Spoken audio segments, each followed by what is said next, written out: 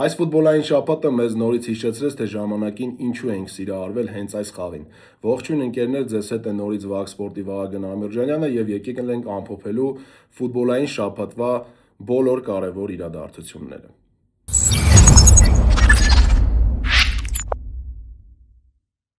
Եկեք շտապենք եւ ամենահետաքրքիրը թողնենք վերջում եւ եկեք սկսենք Լիգա 1-ից։ Լիգա 1-ում տեղի ունեցող խաղերից մեզ հետաքրքրական էին երկուսը։ Առաջինը տեղի ունեցավ ուրբաթ օրը, որտեղ Օսերը հյուրընկալեց Պարիս Սեն-Ժերմենին։ Պարիս Սեն-Ժերմենի համար այս խաղը այնքանով էր կարևոր, որովհետեւ վերջին 3 խաղում երկուսում պարտվել էին եւ Չեմպիոնների լիգայի պարտությունից հետո, որտեղ թիմը մեծ ցանկություն ուներ հաղթելու եւ վտանգի տակ դրեց 8-ում հայտնվելը, այս խաղը կարևոր է նաեւ Լիգա 1-ում աղյուսակում բարձրանալու համար, որովհետեւ երկու հիմնական մրցակիցները արդեն հաջորդ օրը մրցելու էին միմյանց հետ, Մարսելը ու Լանսը, դրա համար Պարիս Սեն-Ժերմենին պարտադիր հաղթանակ էր պետք։ Եվ Պարիս Սեն-Ժերմենի համար, ինչպես միշտ, Օսերի հարկի տակ հեշտ հանդիպում չստացվեց։ Այո, Պարիս Սեն-Ժերմենը ուներ շատ մեծ առավելություն, արդեն խաղասկզբում միայն առաջին 3 րոպեում 2 անգամ մեն-մենակ մնաց Բարկոլան Օսերի դարպասապահի առաջ, բայց 2 անգամ էլ չօգտագործեց հնարավորությունները։ Ինչևէ, Պարիս Սեն-Ժերմենը այդպես տանջվեց, անվերջ պայեր ստեղծեց եւ այդ պայերը հիմնականում ունենում էր Բարկոլան, բայց ոչ մի կերպ չէր կարողանում հաշիվը բացել։ Երկրորդ խաղակեսում փոխարինման մտավ Ուսման Դեմբելեն եւ Ուսման Դեմբելեն փոխարինման մտնելուց հետո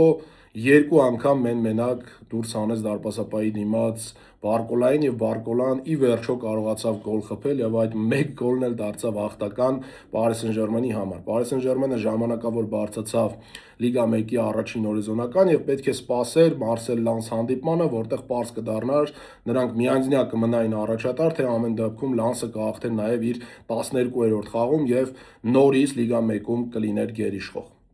Հաջորդ հանդիպումը, որի մասին իհարկե խոսում ենք, արդեն պարզ է, խոսելու ենք Մարսել Լանս խաղի մասին։ Կենտրոնական հանդիպումներ սա Լիգա 1-ի եւ արդեն այս խաղում շատերը նշում էին, որ կերևա Լանսի իրական ներուժը, արդյոք ինչի է պատրաստ Լանսը եւ արդյոք այս հաջողությունները պատահականություն են, թե Լանսը իրոք շատ ուժեղ թիմ է եւ կարող է այս առաջնությունում մինչեւ վերջ պայքարել Պարիս Սեն-Ժերմենի հետ։ Խաղի մեկնարկից արդեն երևաց, որ Մարսելը շատ լուրջ է տրամադրված եւ Չեմպիոնների լիգայի ծանր պարտությունից հետո Լիվերպուլի հետ խաղում 0-3 զիջեցին, այդ խաղից հետո նրանք ապացուցելու բան ունեին եւ այս խաղը դրա վառ ապացույցն էր, որովհետեւ եթե Պարիս Սեն-Ժերմենին դնենք մի կողմ, ապա ամենաուժեղ մրցակիցը այս պահին Լիգա 1-ում հենց Լանսն է։ Լանսը իր հաղթական շարքերը հիասքանչ անցկացնելուց հետո լավ տրամադրությամբ սպասում էր այս խաղին, բայց այս խաղը նրանց համար շատ ծանր ստացվեց։ Այո, ընդհանուր առմամբ չի ասի, թե Լանսը խաղային բոլոր ասպեկտներում զիջում էր, այնտեղ XG-ներով հավասարություն էր, հարվածներով գրեթե հավասարություն էր, բայց այն գնդակի տիրապետման հետ կապված էլ Մարսելը շատ չնչին առավելություն ուներ, բայց Մարսելը շատ լավ է ռեալիզացնում իր պայերը եւ երկրպագուների ճնշմամբ կարողանում էր ավելի լավ տեսք ունենալ, քան Լանսը եւ իզուր չէ, որ 3-0 էր հաշիվը խաղի 86-րդ րոպեի դրությամբ, եթե չեմ սխալվում, միայն այդ ժամանակ հաշիվը կարողացավ կրճատել Լանսը եւ խոշոր հաշվով պարտությունից խուսափել, պարտվելով 3-1։ Իհարկե այս հաղթանակը Մարսելին չբարձրացրեց երկրորդ հորիզոնական, բայց հնարավորություն տվեց Պարիս Սեն-Ժերմենին լինել առաջինը Լիգա 1-ում։ Լանսը պարտվեց վերջապես, Պարիս Սեն-Ժերմենն էլ այն տեղում է, որտեղ բոլորը նրան սպասում էին։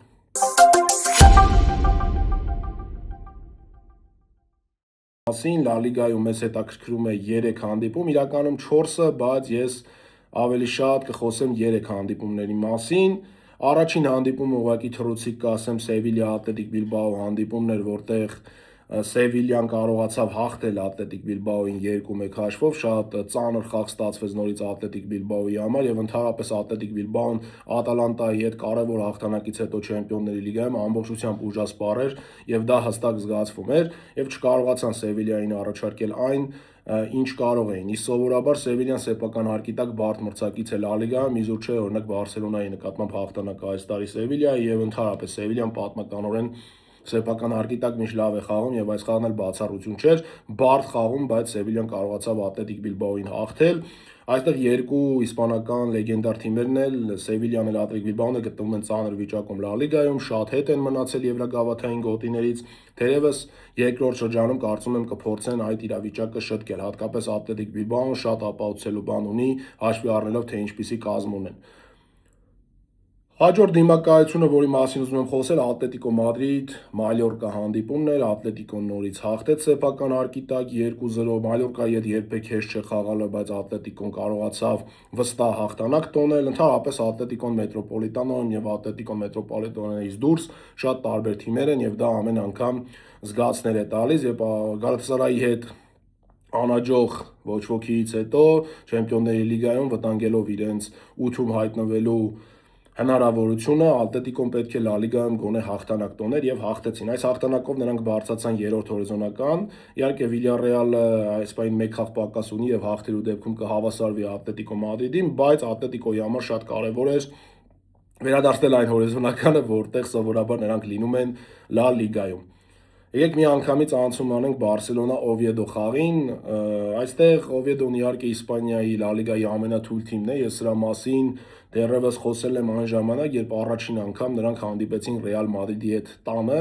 եւ պարտվեցին եւ մեր ոսկե սաստավի չաթում Մալաքյան Գևեց հետ, Մհերենց, այնտեղ Էմիլենց, Ֆայկենց հետ խոսեցին, ասեցին, որ այս թիմը հաստատ դուրս է մնալու Լա Լիգայից, որովհետեւ Իրոք Ռեալը այդ խաղում հաղթեց 3-0, եթե կհիշեք, այդ խաղը ինչպես տեղի ունեցավ, 1-0 էր առաջի խաղակեսից հետո, այնտեղ Սիբոն դարպասաձողին հարվածեց երկրորդ խաղակեսում, Օվիեդոն մի պահ առավելություն ուներ եւ հետո Վինիսիուսը մտավ խաղադաշտ եւ փոխեց ամբողջ խաղը, հաշիվը դարձավ 3-0 եւ այդպես էլ ավարտվեց։ Այդ խաղից հետո ես ասեցի, որ այս թիմը միանշանակ դուրս է մնալու Լա Լիգայից եւ այս թիմի հետ խաղեր սպասել ինչ որ անակնկալներ այս թիմից չի կարելի։ Եվ այս խաղում էլ ես անկեղծ սպասում էի, որ Բարսելոնան շատ հեշտ արդեն առաջի խաղակեսից մեծ առավելությամբ շատ խոշոր հաշվով հաղթելու է Օվիեդոին, բայց առաջի խաղակեսը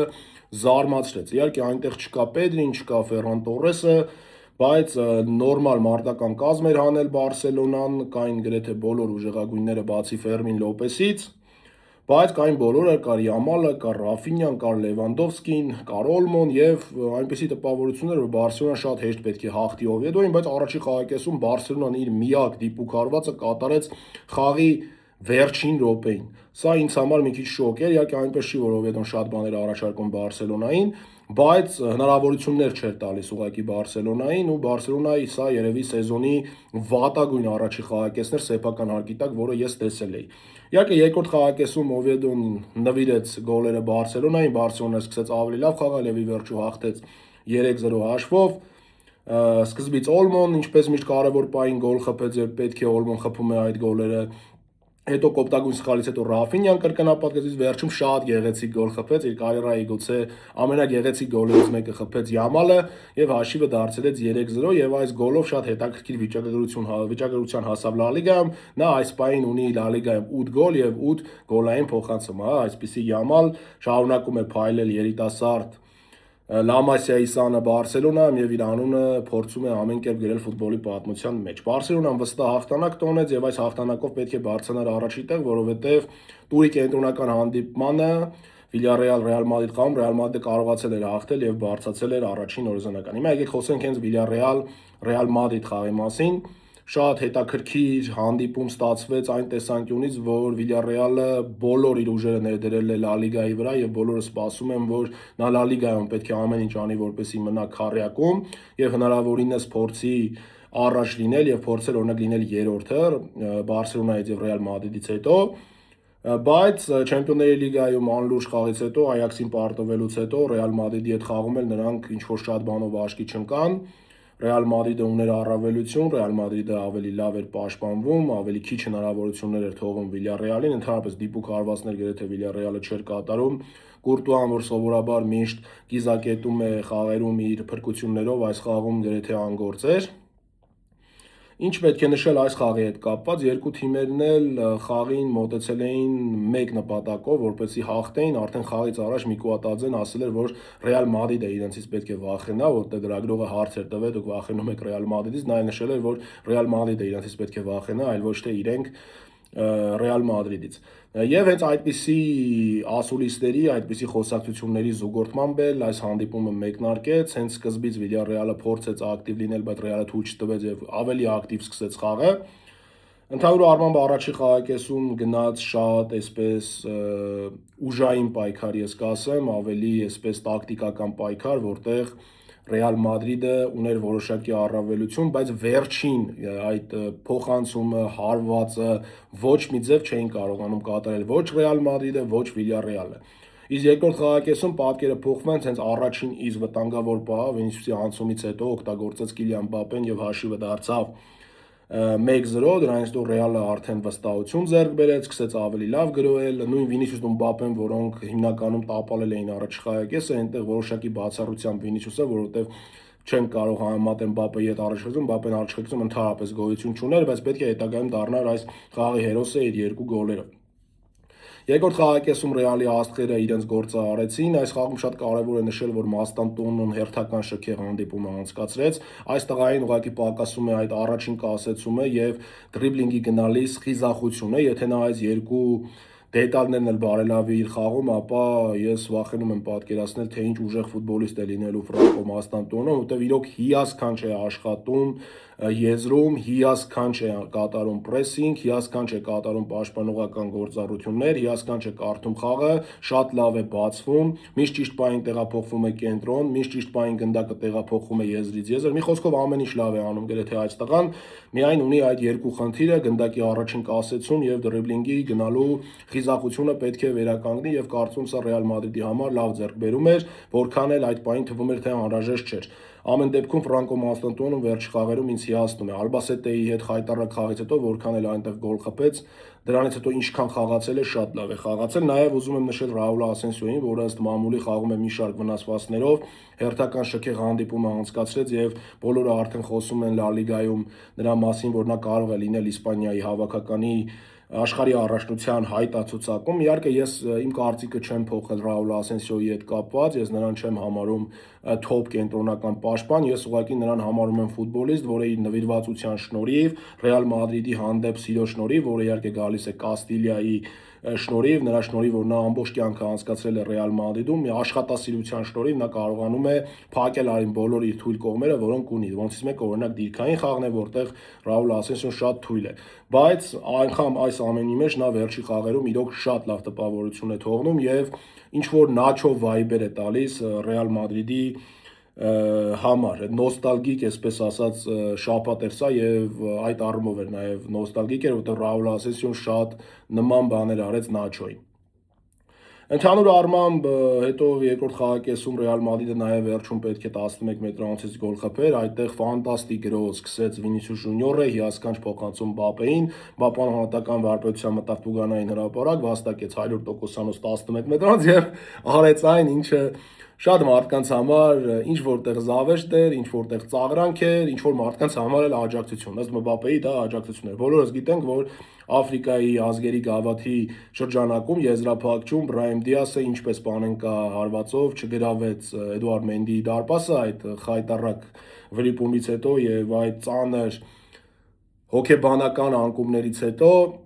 Բրայեմ Դիասը գալիս է Ռեալ Մադրիդ, մտնում է դաշտ, Մբապեն վաստակում է 11 մետրանոց եւ Պանենկայով իրացնում է 11 մետրանոցը վստահաբար խփելով գոլ, հետո գնում է Բրայեմ Դիասի մոտ։ Այդտեղ նաեւ ռեժիսորը շատ լավ աշխատեց,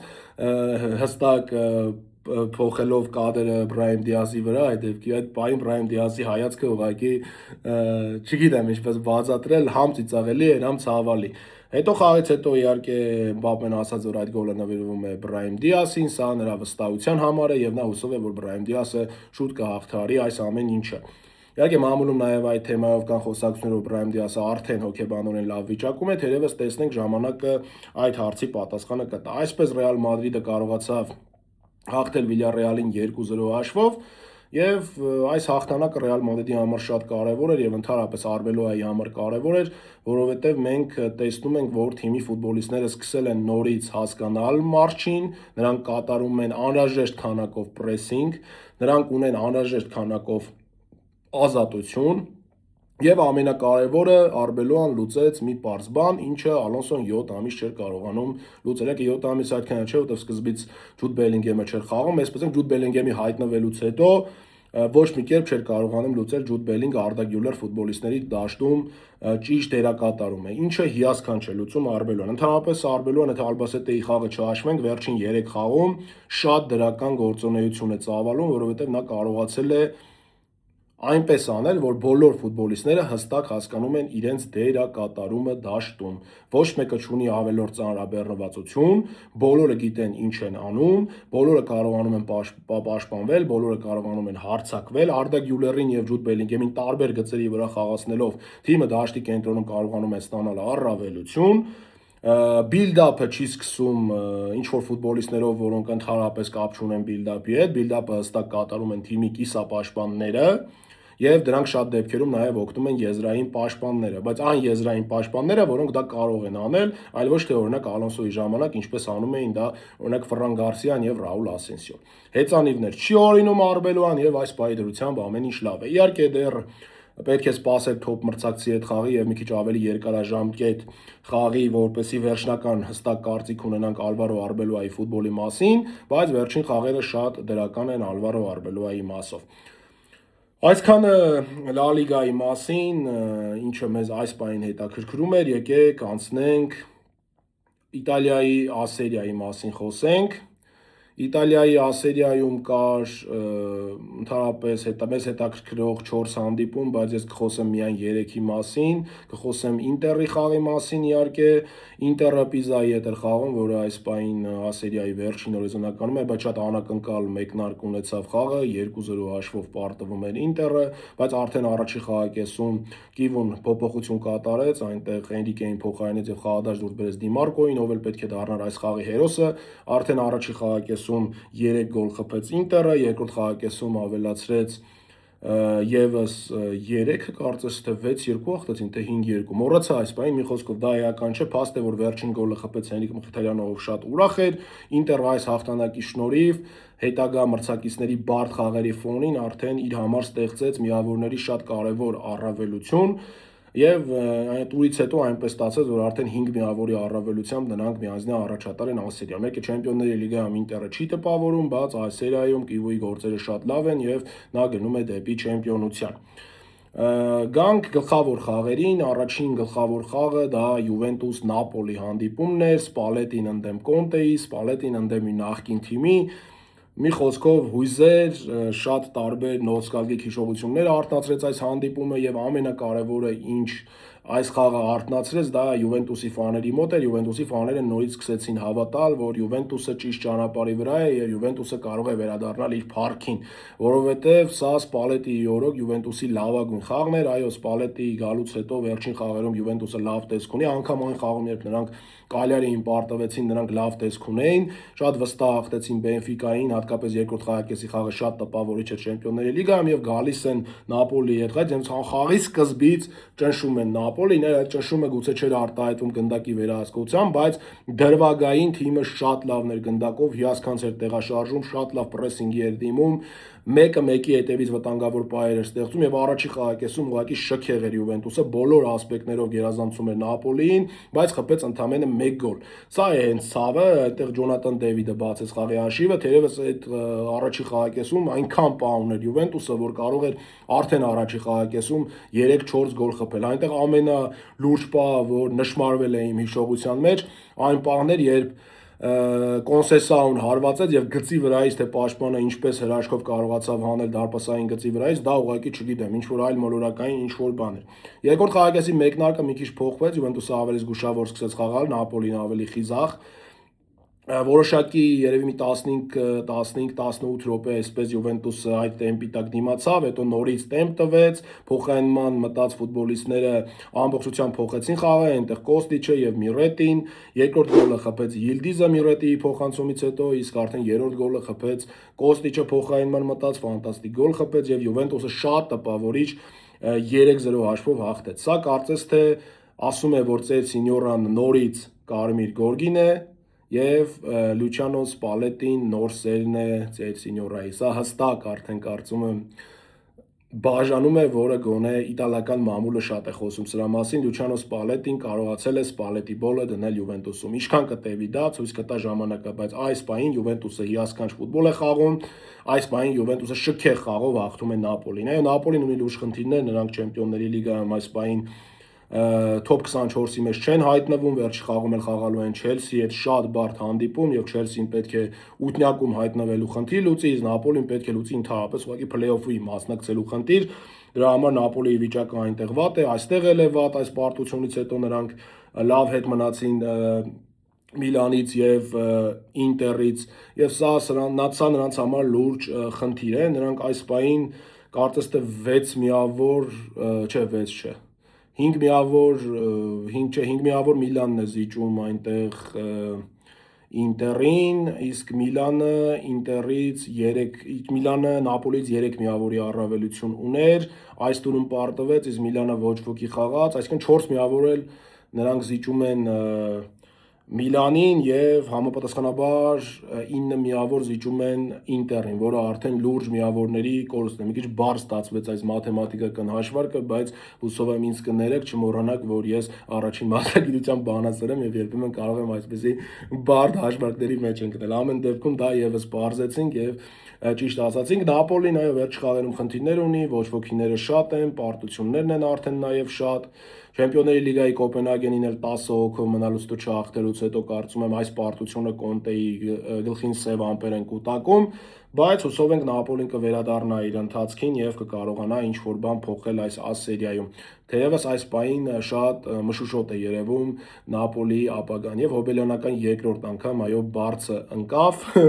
իմ տեսանյութերի ժամանակ ինչ կհիշեք այն դրվագը երբ մեկ անգամ եւս ընկել էր եւ այդպես էլ այո տրամադրությունը շատ վատ է եւ ընկնում է Կոնտեի վերջին խաղերում։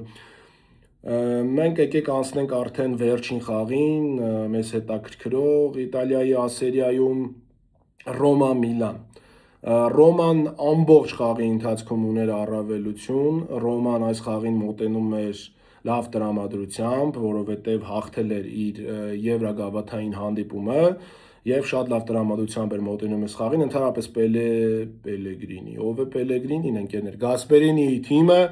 վերջին ժամանակներս լավ տպավորություն է թողնում, բայց Գասպերինին թոփ խաղերում այս տարի այդքան էլ հաջող ելույթներ չէր ունենում եւ դրա համար մի տեսակ կարծես թե հետաքրքիր պարադոքս լիներ, Ալեգրին հակառակը թոփ խաղերում շատ լավ տեսք ունի եւ այսպես երկու մարզիչները եկել բախվել են իրար ու ընդհանրապես ստատիստիկական առումով Ալեգրի Գասպերինի հակամարտություններում Ալեգրին շատ լուրջ առավելություն ունի եւ այդ առավելությունը հստակ նշмарվում է թվերով եւ այս խաղում էլ այո ֆավորիտը գուցե Ռոման էր, որովհետեւ խաղը Ռոմայի հարկի տակ էր, այնտեղ չնչին ֆավորիտություն գուցե կար, բայց Միլանը պայքարում է չեմպիոնության համար, թերևս շատ մարդիկ եւ փորձագետներ Միլանի խաղը չեն հավանում, որովհետեւ Միլանը շատ պրագմատիկ է հաղթում, երբեմն ամբողջ խաղը կարող է փրկվել, Մայք Մենյանը ուղղակի աստվածային ֆուտբոլ է խաղում եւ հետո օգտագործել իր պայերը եւ հաղթել։ Եվ սովորաբար հենց այդ լոգիկայի մեջ է Միլանը հաղթում թոփ խաղերում եւ այս խաղն էլ կարծես թե գնում էր նմանատիպ սցենարով, առաջի խաղակեսում բացահայտ առավելություն ուներ Ռոման, բայց Մայք Մենյանը ֆանտաստիկ էր եւ ոչ մի կերպ հնարավոր չէր նրան խոցել։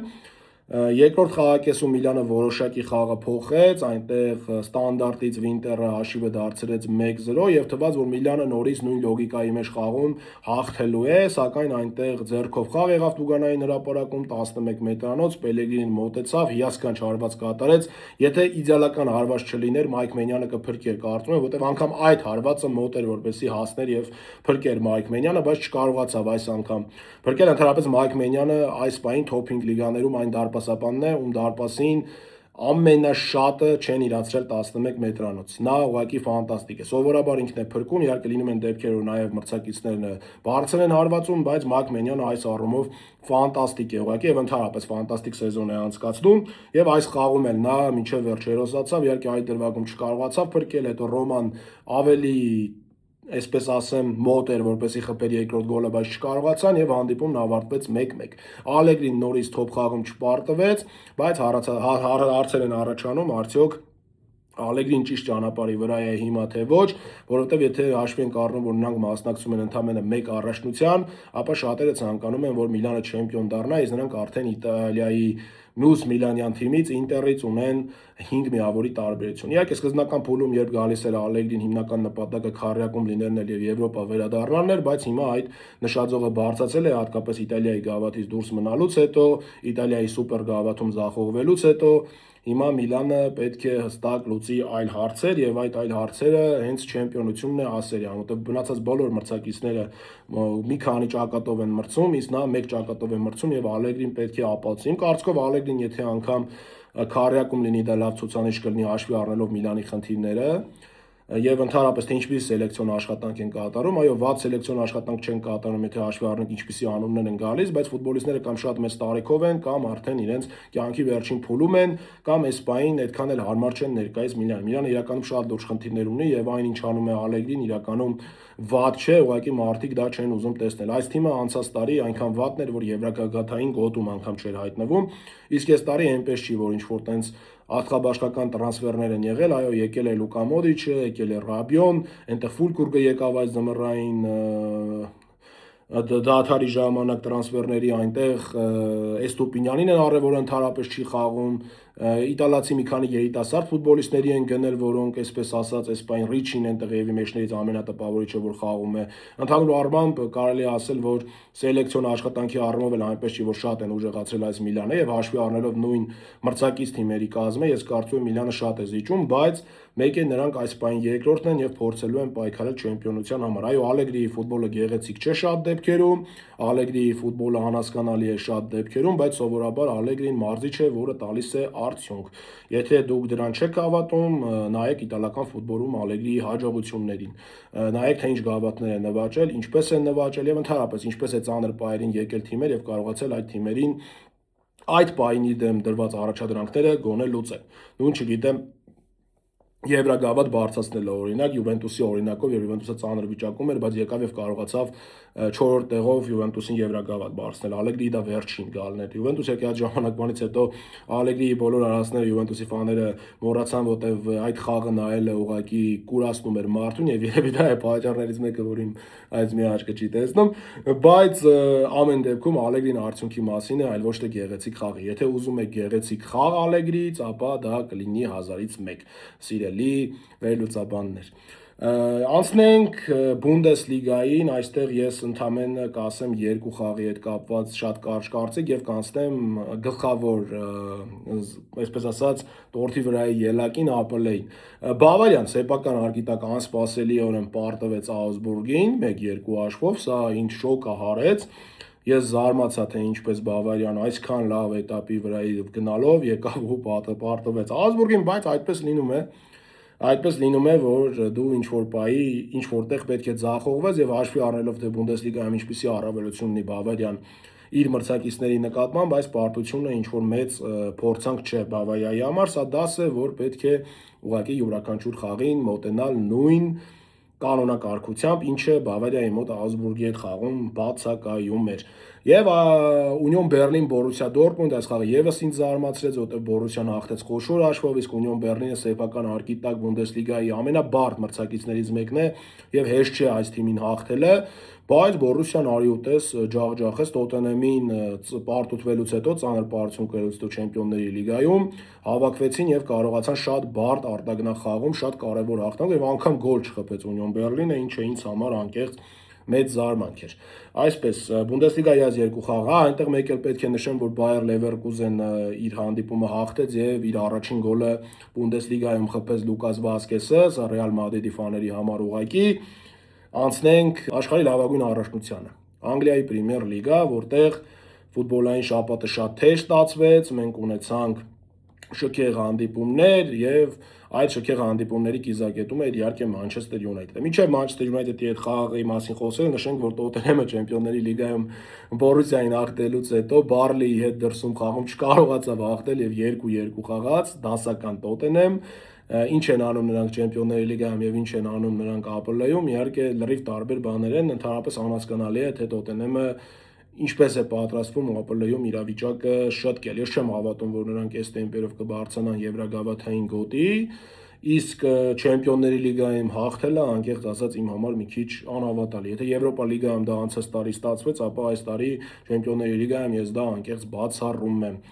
Լիվերպուլը նորից ձախողվեց, այո, նրանք 13 խաղ անընդմեջ չէին պարտվում եւ հիմնականում իհարկե ոչ ոքիներ էին լինում այդ ընթացքում, բայց Մարսելի հետ հիասքանչ հաղթանակից հետո, իհարկե առանց կրքի, պրագմատիկ, մրցակցի հնարավորություններ չտալուց հետո գալիս են եւ պարտվում են Բորմութին լիքը հնարավորություններ տալով։ Հենց սա է անհասկանալի, թե ինչպես է ստացվում, որ նրանք Չեմպիոնների լիգայում տրամադրվում են եւ չեն տալի մրցակիցների պայեր, իսկ ԱՊԼ-ում անընդհատ ձախում։ Եկե դա ունի գուցե նաեւ բացատրություն, որովհետեւ սովորաբար այդ թոփ թիմերը բաց ֆուտբոլ են խաղում Լիվերպուլի դեմ, իսկ երբ որ թիմերը փակվում են, այդ փակ պաշտպանությունները սլոտը չի կարողանում ոչ մի կերպ բացել, եւ սա սլոտի հիմնական խնդիրներից մեկն է ներկայիս Լիվերպուլում, իհարկե եղան վնասվածքներ, տարբեր խնդիրներ եւ այլն եւ այլն։ Հենց այդ խաղում էլ վնասված ստացավ Գոմեսը, որը կարծես թե լավ մարզավիճակում էր եւ լավ էր հանդես գալիս։ Մի խոսքով Լիվերպուլը խաղավերջում պարտվեց, բաց թողեց գոլ, որը շատ ցավալի էր նրանց համար, եւ այնտեղ այդ պարտության միակ մեղավորը Քամին էր ըստ Վան Դեյքի, ասաց որ Քամին էր պատճառը այդ գոլի, այսպես Վան Դեյքը բացատրեց, Սլոթի գլխում եւս սև ամպեր են կուտակվում, այնտեղ Ալոնսոյի անունն է արդեն նշվում, իսպանական ասը նշում է, որ Ալոնսոյի հետ արդեն առաջին կապը հաստատել է Լիվերպուլը, բայց մամուլում այդքան էլ չխորացավ այն թեման Սլոթին հեռացնելու, կարծես թե Լիվերպուլում կա հավերժ վստահություն բոլոր այն մարզիչների նկատմամբ, ովքեր ունեն ոչ թե ընդամենը, այլ ունեն հաջողություն թիմում եւ ինչ որ մեծ հաջողության են հասել, իսկ Սլոտը այդ հաջողությանը հասել է անցած տարի հաղթելով ԱՊԼ-ն։ Եվ կարծես թե նրան վստահել են։ Եկե մամուլում կա նաեւ այն տեսանկյունը, որ Սլոթի հետ չհաղթի Չեմպիոնների լիգան նրանք կհեռացնեն, բայց տեսնենք թե ինչպես կստացվի, այստեղ ժամանակը ցույց կտա, եթե Սլոթը կարծում եմ այսպես շարունակի, արդեն երկրպագուների համբերության բաժակն է լցվել, գուցե վերջապես նաեւ լցվի ղեկավարության համբերության բաժակը եւ Սլոթին հեռացնեն եւ գա ինչու ոչ Ալոնսոն եւ շատ հետաքրքիր կլինի օրինակ Ալոնսոին տեսնել Լիվերպուլում, ես շատ եմ սպասում Ալոնսոին թոփ թիմում եւ հատկապես Լիվերպուլում։ Բորմութի հետ խաղում Լիվերպուլի նաեւ հաջողակ ամենի թիմի ամենալավ ֆուտբոլիստներից մեկն է վերջին Սոբոսլայն նորից Տուգանային հարվածից գոլ խփեց, իհարկե այնտեղ խաղարկման շնորհիվ խփեց, բայց դա կապ չունի, նա խփեց եւ ընդհանրապես ֆանտաստիկ ֆուտբոլ է խաղում Սոբոսլայը, Իսպանիայի Եվրոպայում լավագույն կիսապաշտպաններից մեկն է, ում մասին ես չեմ տեսել, որ շատ խոսեն, դրա համար սա պարտադիր նշում եմ, բայց դա իհարկե չի օգնում Լիվերպուլին եւ Լիվերպուլը պարտվեց Բորմութին, արդեն 2-0 են պարտվում, 2-2 հասցրեցին եւ ինչն է ցավալի, որ կարողանում ես քամբեքել, բայց վերջում այդքան ցավալի գոլ բաց թողնել եւ պարտվել։ Սա է իրականում Լիվերպուլի իրավիճակը հիմա առանց կիրք, առանց ցանկության, պրագմատիկ ինչ-որ ֆուտբոլ, որտեղ ֆուտբոլիստները այլևս չունեն այն հավատը իրենց ոտքերին, ինչը ունեն ժամանակին։ Մանչեսթեր Սիթի Վուլվերհեմպտոն այնքան անհետաքրքիր հանդիպում էր, որ ես գրեթե մոռացել եմ խաղի մասին խոսել, լավա հիշեցի, այնտեղ Սիթին հաղթեց 2-0 հաշվով, Էրլինգ Հոլանդը 9-րդ խաղում անընդմեջ եթե չհաշվենք այնտեղ վերջին 9 խաղում լավ եկեք այսպես ձևակերպենք, ընդամենը 1 գոլ է խփել եւ Բրայթոնի խաղի 11 մետրանոցից էր գոլը խփել, այս խաղում նորից գոլ չխփեց, իհարկե չէր խաղում, հիմնական կազմում չէր, երկրորդ խաղակեսում մտավ, բայց ոչինչ չփոխեց։ Ինչ տեղի ունեցավ այդ խաղում առաջի խաղակեսում շատ անհետաքրքիր հանդիպում, բայց City-ի համար շատ կարևոր հաղթանակ։ Չելսի, Քրիստալ Փելաս, Չելսին շատ վստահ էր այս խաղում, բայց նորից անհասկանալի է Չելսիի խաղաոճը ինձ համար, որովհետև Ռոզիոների օրոք իրոք անհասկանալի է, թե Չելսին ամեն խաղին ուրիշ ֆուտբոլ է։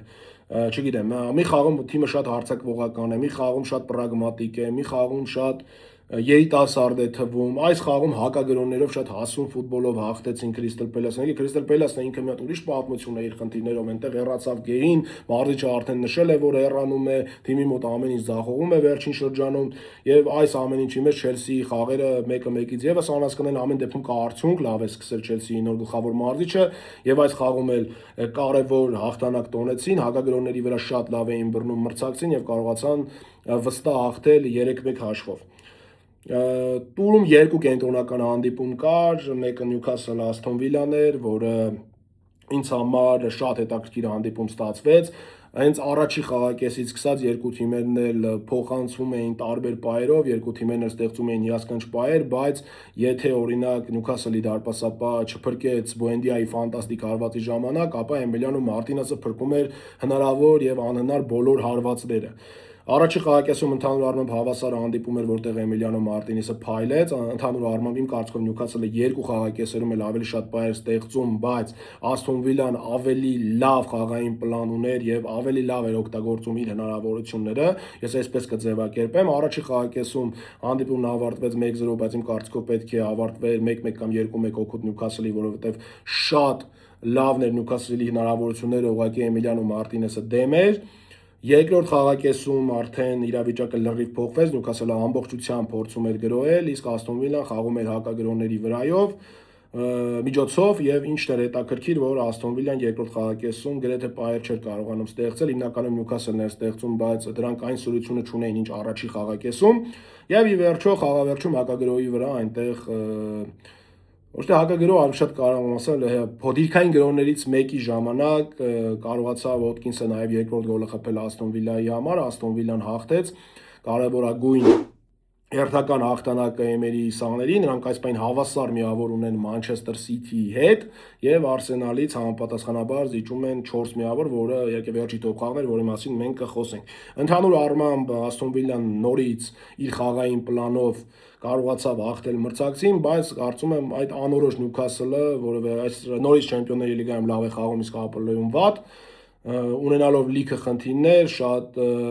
դեպքերում չհասկանալով այն ինչ ունեն, որոշակի ֆուտբոլիստների անկում, նույն Գորդոնի խաղային անկումը, ինտեսուբության որոշակի խնդիրներ ունի Նյուքասլը ԱՊԼ-ում եւ այս բոլոր խնդիրներով հանդերձ կարծում եմ այս խաղում վատ տպավորություն չթողեցին, ուղղակի Ասթոն Վիլան ավելի լավ ռեալիզացրեց իր հնարավորությունները, քան Նյուքասլը։ Եվ իհարկե Էմիլիանո Մարտինեսի նորից ծափահարություններ, հերթական պերֆորմանսը արգենտինացի դարպասապայի այս խաղում։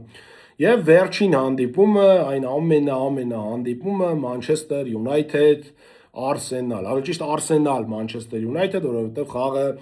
Արսենալի հարկի տակ է։ Թեև Մանչեսթեր Յունայթեդը վերջին երկու խաղերում այնպես է խաղում, որ կարծես թե ընդհանրապես կապ չունի, թե նրանք որտեղ են խաղում։ Մանչեսթեր Սիթի դերբիում ֆանտաստիկ հաղթանակից հետո Մանչեսթեր Յունայթեդը եկավ հյուր Արսենալին եւ խաղասկզբից Արսենալը ուներ մեծ առավելություն, Մանչեսթեր Յունայթեդը հիմնականում պաշտպանվում էր, կար հստակ խաղային ծրագիր, դա պարզ էր, Մայքլ Կարիկը ասել էր ինչքան հնարավոր է պաշտպանվեք եւ հակագրոհների միջոցով հնարավորության դեպքում ազատ ստեղծագործելով փորձեք խփել գոլեր։ Եվ հենց այդ լոգիկայով էլ Մանչեսթեր Յունայթեդը խաղում էր, իհարկե առաջի խաղակեսում շատ մեծ առավելություն ուներ Արսենալը, բայց լավ էր պաշտպանվում Մանչեսթեր Յունայթեդը, հնարավորինս քիչ պայեր էր թույլ տալիս Արսենալին, սակայն Արսենալը այնտեղ գնդակի շատ մեծ ահռելի տարբերություններ, 72-ը 28-ի էր անգամ դրվագներից մեկում, ընդհանուր ոնց որ 70-30 ստացվեց առաջի խաղակեսում, եթե չեմ սխալվում, բայց դա այդքան էլ կարևոր չի, որովհետև բոլորը հիշում են արդյունքը առաջի խաղակեսի, Արսենալը ուներ մեծ առավելություն, այնտեղ եղավ Լիսանդրո Մարտինեսի ինքնագոլը, թվաց թե դրանից հետո Յունայթեդը կքանդվի եւ Արսենալը այս խաղում ավելի վստահ հաղթանակ կտոնի, բայց գոլը բաց թողնելուց հետո Մանչեսթեր Յունայթեդը չնեղվեց, Մանչեսթեր Յունայթեդը հակառակը ավելի վստահ սկսեց խաղալ, ավելի լավ սկսեց պաշտպանվել եւ սկսեց նաեւ պրեսինգի փորձեր անել եւ այդ պրեսինգի փորձերից մեկում էլ սխալվեց Սուբիմենդին, Մբեումոն վստահորեն վերցրեց գնդակը եւ թոփ հարձակվողի նման ռեալիզացրեց իր հնարավորությունը հաշիվը դարձնելով 1-1։ Արսենալը առաջխաղակեսի վերջում փորձեց ինչ-որ բան փոխել, հաղթողի կարգավիճակով գնալ, բայց ստացվեց։ Մեկնարկեց երկրորդ խաղակեսը եւ մենք տեսանք լրիվ ուրիշ Մանչեսթեր Յունայթեդ։ Եթե առաջի խաղակեսում Արսենալը ուներ առավելություն շատ մեծ եւ գնդակով եւ խաղով, ապա երկրորդ խաղակեսում այդ առավելությունը չէր նկատվում։ Մանչեսթեր Յունայթեդը ավելի վստահ էր գնդակով, ավելի լավ էր գրոհում, ավելի լավ էր պաշտպանվում, դիրքային գրոհները չափից դուրս շատացել էին եւ այդպիսի մի հիասքանչ խաղարկումից հետո Բրունո Ֆերնանդեզ Դորգու Բրունո Ֆերնանդեզ կարելի է հիշել այն արաբ մեկնաբանին, բայց ես դա լավ չեմ կարող անել, դրա համար չեմ անի, ֆանտաստիկ գոլ է խփում Դորգուն եւ հաշիվը դարձնում 2-1։ Արսենալը դրանից հետո արդեն ուղղակի իներցիայի տակ գնում է առաջ, փորձում է ինչ-որ բան անել, բայց ոչ մի կերպ չի ստացվում եւ նորից Արսենալին իհարկե օգնության է գալիս այդ լեգենդար ստանդարտը անկյունային հարվածը, որը կարծես թե դարձել է Արսենալի հաղթադուխտը բոլոր խաղերում։ Գալիս է օգնության, խաղը իրավիճակում կողմնորոշվում է Մերինոն, հաշիվը դարձնում է 2-2 եւ թվում է, որ վերջ, սա այն բանն է, որ Արսենալը հիմա կհոշոտի մրցակցին եւ Մանչեսթեր Յունայթեդին կհաղթի, քամբեք իրագործի։ Բայց Յունայթեդը ավելի վստահ է սկսում խաղալ 2-2-ից հետո, ավելի խիզախ գնում են հերթական շքեղ գորոին եւ հերթական շքեղ գոլն են խփում, այս անգամ Կունյան է ֆանտաստիկ հարվածով գրավում Դավիթ Ռայայի դարպասը եւ աշիվը դարձնում 3-2։ Ուղղակի վաու։ Ես նայում էի խաղը եւ ասում էի կարմիր սատանաները նորից աշխարհը վերածում են քաոսի։ Ես նայում էի խաղը եւ ասում էի, սա Մանչեսթեր Յունայթեդի վերադարձն է, սա իրական նոստալգիա է, սա ֆանտաստիկա է, թե ինչ է անում Մանչեսթեր Յունայթեդը վերջին խաղում։ Այո, էմոցիայի տակ դու կարող ես հաղթել, չգիտեմ, Նյուքասլին, Բարլիին, այնտեղ գուցե Բրենֆորդին, բայց երբ որ դու երկու խաղ անընդմեջ հաղթում ես Մանչեսթեր Սիթիին եւ Արսենալին եւ հաղթում ես նման խաղով, նման մոտիվացիայով, նման հոգեբանությամբ, սա ուրեմն գուցե ինչ-որ բան նշանակում է։ Քավլիցի ես դեռևս չեմ ուզում պնդել, որ սա Մանչեսթեր Յունայթեդի վերադարձն է, բայց վերջին այս երկու խաղում ես տեսա այն Մանչեսթեր Յունայթեդին, որին ես շատ երկար տարիներ կարոտել եմ։ Ես տեսա այն Մանչեսթեր Յունայթեդին, որին ես ճանաչել եմ այն ժամանակ, երբ Մանչեսթեր Յունայթեդը փառահեղ էր։ Այս երկու խաղերի Մանչեսթեր Յունայթեդը փառահեղ էր եւ երեկվա խաղում էլ Մանչեսթեր Յունայթեդը շքեղ էր։ Ես հիացած եմ Մայքլ Կարիկի աշխատանքով, այս խաղով ընդհանրապես սա իմ կարծիքով այս տուրի լավագույն հանդիպումն էր ամբողջ շաբաթվա ընթացքում, ավելի լավ խաղ չի եղել եւ ընդհանրապես սեզոնի կտրվածքով լավագույն խաղերից մեկն էր, որտեղ Մանչեսթեր Յունայթեդը ֆանտաստիկ հաղթանակ տոնեց եւ նորից հիշեցրեց իր մասին։ Պատմությունը, այո, այդպիսի բան է, որ եթե դու ժամանակին ինչ-որ մի բան սիրել ես, այդ մի բանը մի օր վերադառնում է։ Հիմա Մանչեսթեր Յունայթեդի ֆաները կարող են երջանիկ լինել, որտեղ նրանք վերջին երկու շաբաթում նրանք տեսնում են իրական Մանչեսթեր Յունայթեդին։ Ահա այսպիսին էր Մանչեսթեր Յունայթեդը ընկերներ, ովքեր չեն ճանաչում Մանչեսթեր Յունայթեդին եւ երբեք չեն տեսել Մանչեսթեր Յունայթեդի հաջող տարիները։ Ահա այսպիսին էր Մանչեսթեր Յունայթեդը թոփ խաղերում միշտ պատժում էր մրցակցին, միշտ գիտեր ինչպես հաղթել եւ երբեք չէր կորցնում խաղում ուղեղում այն աշխատանքը, որը ամենակարևորն է ֆուտբոլում։ Միշտ գիտեր ճիշտ պահին պաշտպանվել, ճիշտ պահին հարձակվել, ճիշտ պահին գոլ խփել, ճիշտ պահին բաց թողնել։ Մի խոսքով ամեն ինչ ճիշտ էր անում Մանչեսթեր Յունայթեդը հաշվարկված։ Եվ այս Մանչեսթեր Յունայթեդն էլ վերջի երկու խաղում հենց այդ հաշվարկված Մանչեսթեր Յունայթեդն։ Այո, երրորդ գոլից հետո ես մոռացա նշել, որ Արսենալը այդպես էլ ոչինչ չկարողացավ առաջարկել եւ հանդիպումը այդպես էլ ավարտվեց։ 3-2 Մանչեսթեր Յունայթեդը հաղթեց Արսենալին, Արսենալի արկիտակ, որը սա Արսենալի առաջի պարտությունն էր սեփական արկիտակ, սա եւս նշենք, Արսենալը չէր պարտվել ընդհանրապես սեփական արկիտակ եւ սա իրոք բացառիկ բան էր։ Եվ այս հաղթանակից հետո արդեն 4 միավոր են զիջում նրան Մանչեսթեր Սիթին եւ Ասթոն Վիլան, չեմպիոնական պայքարը հիմա շատերը կասեն սրվում է եւ տեսնենք թե ինչպես կլինի հետագայում։ Իսկ իմ ամփոփումը այսքանն էր, լավ մնացեք, չմոռանաք բաժանորդագրվել իմ YouTube-յան ալիքին, մենք գնալով շատանում ենք եւ ամեն շաբաթ մենք ունենում ենք հետաքրքիր ֆուտբոլային քննարկումներ, լավ մնացեք։